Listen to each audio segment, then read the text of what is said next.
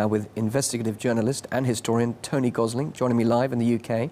Tony, it's thought that American investigators were looking for a potentially dangerous government leak. So wasn't this justified in terms of national security?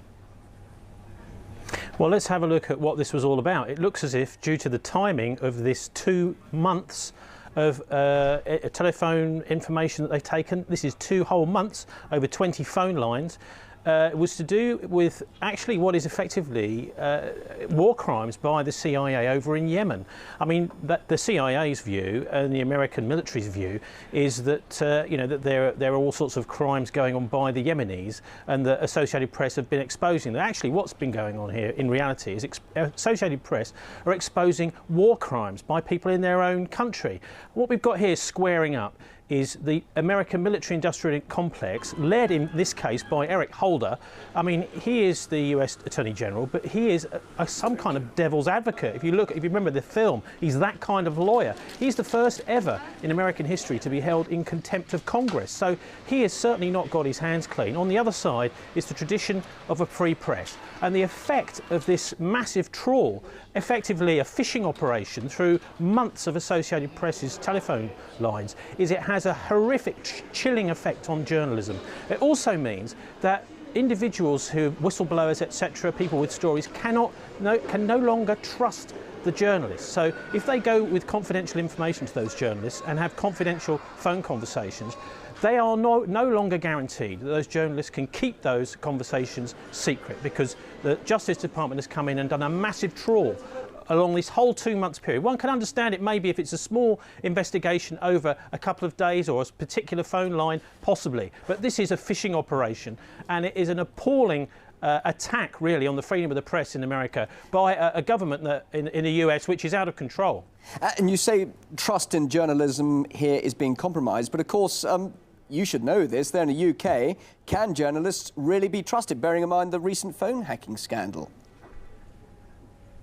Well, I think that journalists are constantly fighting back. I don't think the situation in Britain is quite as difficult as it is over in the US at the moment. I mean, they're going to the line, it seems, with kind of operations like this. And what effectively is going on is Eric Holder is a puppy dog. He's not really sticking up for the American people. He's not doing his job. What he's doing is the job of the American military-industrial complex, which is very frightened about actually being exposed by people like Associated Press for the things that they're doing.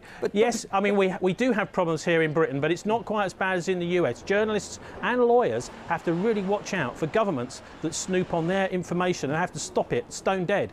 But Tony, hasn't the Associated Press now managed to put the Obama administration in a very embarrassing situation by exposing this surveillance web? So this is ultimately perhaps a victory for the press there now.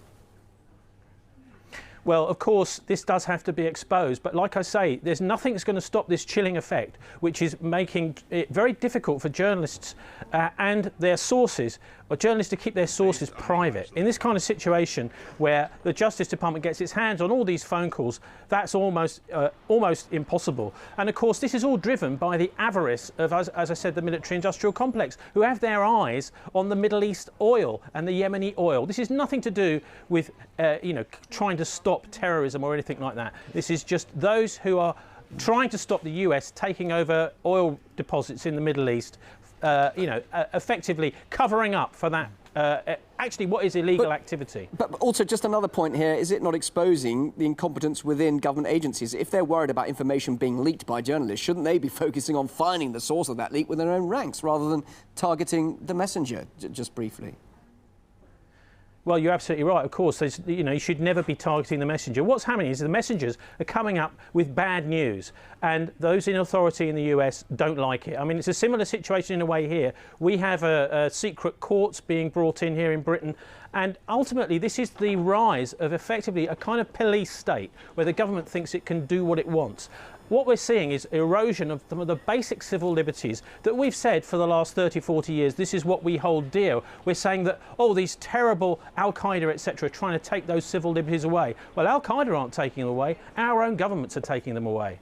Really interesting to get your points, Tony. Thank you very much for your thoughts. Tony Gosling, investigative journalist and historian, live in the UK. Thank you. OK, thanks, Bill.